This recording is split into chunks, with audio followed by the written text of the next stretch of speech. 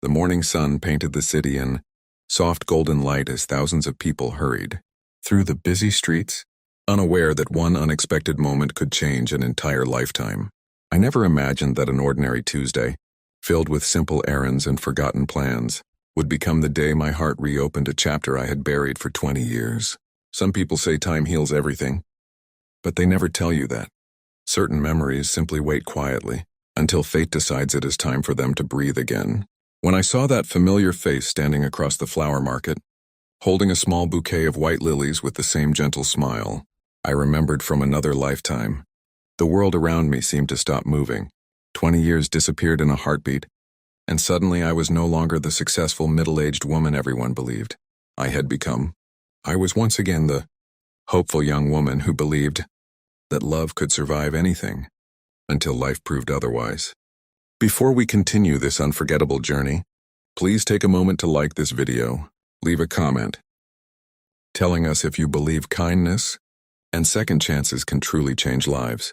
Share this story with someone you love, and subscribe to our tales maybe, for more emotional stories that remind us hope is never truly lost. My name is Marin, and at 46 years old, I had convinced myself that my life was complete. I worked as the director of a small community library, spent weekends volunteering at literacy programs, and lived alone in a quiet house filled with books, old photographs, and peaceful silence. Friends often told me I had everything anyone could ask for. They admired my career, my independence, and my calm personality. What they never understood was that success can never replace the warmth of someone who once knew your dreams better than you did. There are empty places inside every heart that achievements can never fill. 20 years earlier, my life had looked completely different. I was a university student with endless dreams, studying literature while working evenings at a neighborhood bookstore. Every afternoon, a young architecture student named Corwin would visit after his classes. At first, he only came to browse travel books and old novels, but gradually our conversations became longer than his shopping trips. We talked about cities we hoped to visit, families we wanted to build, and futures that seemed beautifully certain. We were young enough to believe that nothing in the world could separate two people who truly loved each other. Life, however, writes stories without asking permission. Only months before graduation, Corwin's father suffered a severe accident that left him unable to work. Overnight, everything changed for his family. Medical bills piled higher every week. His younger siblings depended on him, and dreams that once seemed within reach slowly disappeared beneath responsibilities no young man should have carried alone. At the same time, my own family faced financial hardship after my mother's illness forced her to leave her job. We both found ourselves standing at crossroads where every choice seemed to hurt someone we loved. Instead of fighting together, we slowly drifted apart. Under the weight of responsibilities, neither of us knew how to share. Letters became less frequent. Phone calls grew shorter. We kept promising that things would improve after just one more difficult month, but months quietly became years. Then one day, communication stopped completely. No dramatic argument ended our relationship.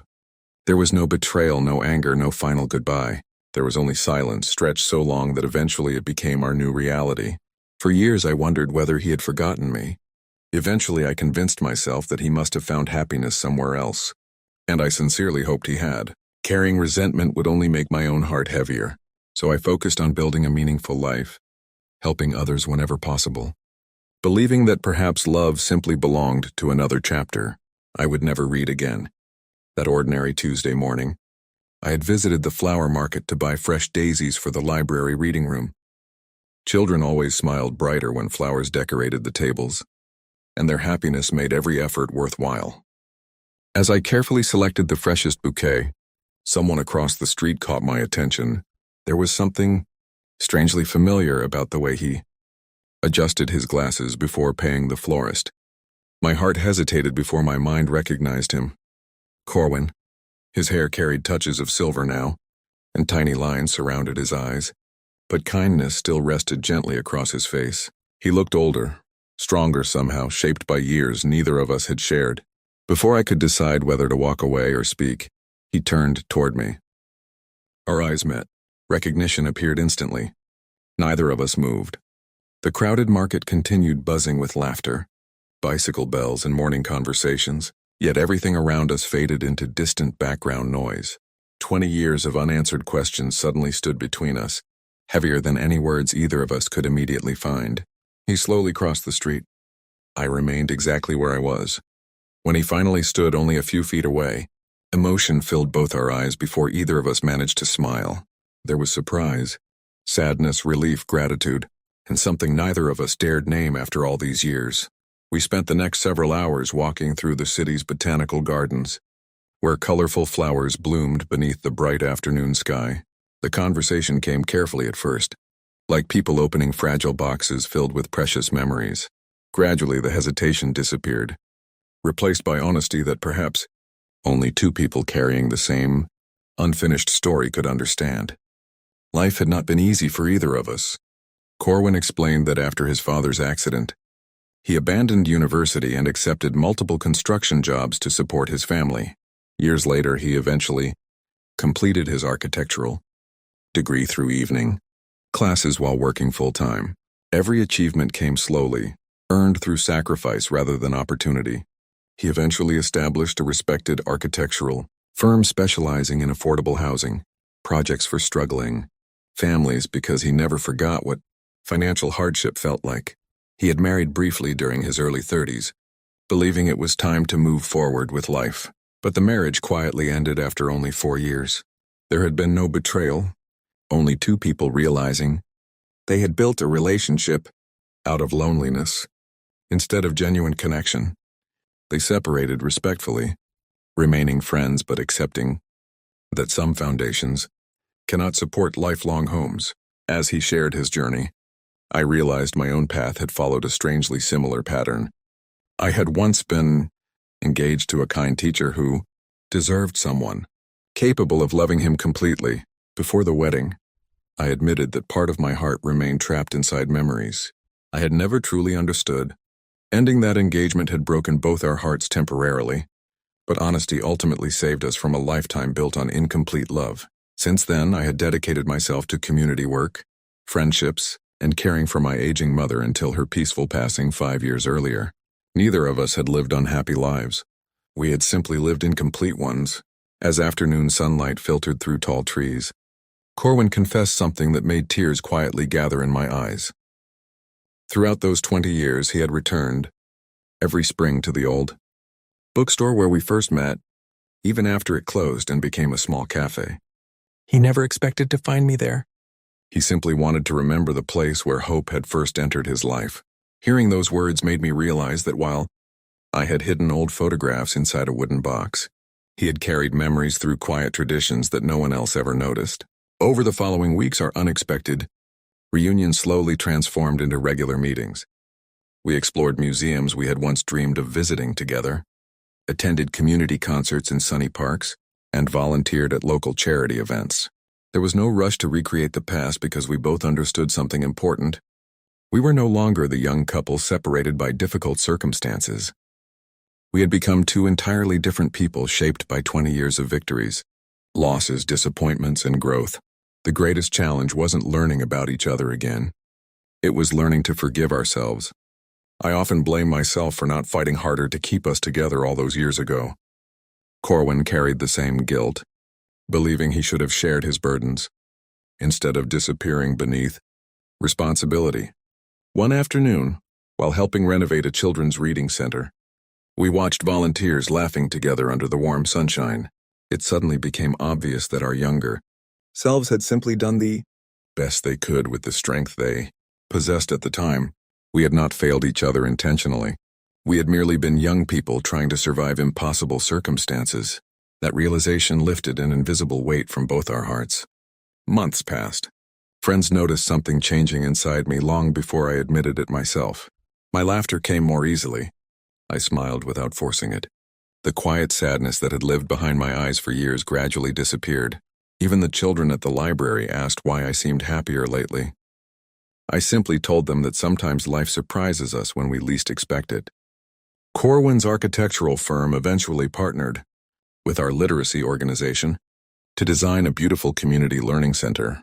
Watching children read books inside a building created by someone who once dreamed beside me felt like witnessing destiny quietly repair what time had broken. Every brick seemed to symbolize hope.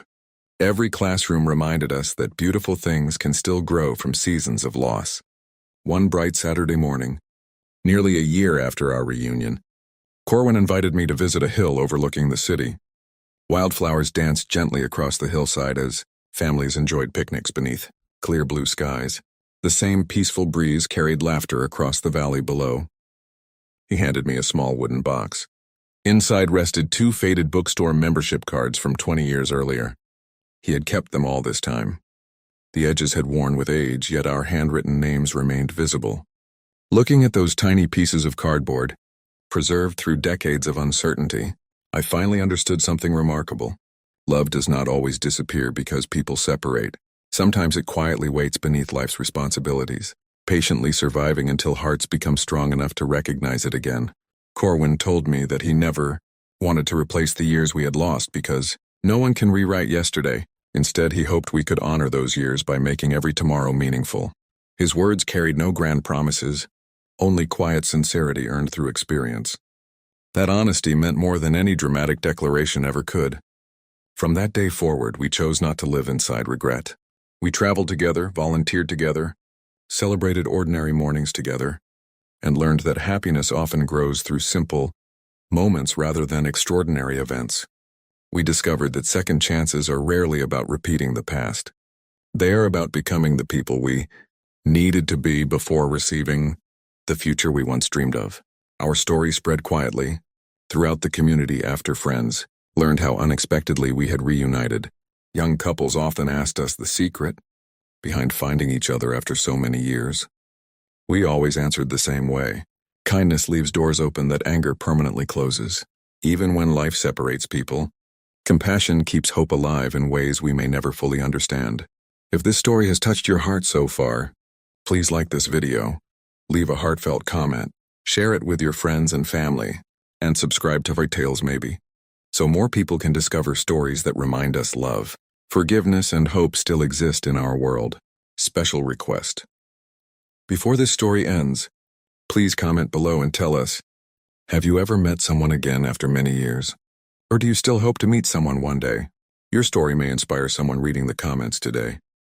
Today, every time I walk through the flower market, I remember that ordinary Tuesday when destiny quietly stepped back into my life beneath the warm daylight. I no longer believe that lost time is meaningless. Those 20 years taught us resilience, compassion, patience, and gratitude. Without those difficult seasons, perhaps we would never have appreciated the miracle of finding each other again. Sometimes the greatest gift is not getting everything you want when you are young. Sometimes the greatest gift is receiving it when your heart has finally learned its true value. Whenever I see couples rushing through life, worried that every delay means failure, I silently hope they remember our story. Not every goodbye is forever. Not every unfinished chapter remains incomplete. Life has a remarkable way of bringing people back together when the time is finally right, not because fate owes us happiness, but because kindness, hope, and unwavering faith often travel much farther than we ever imagine. 20 years separated us, but they never erased what was genuine.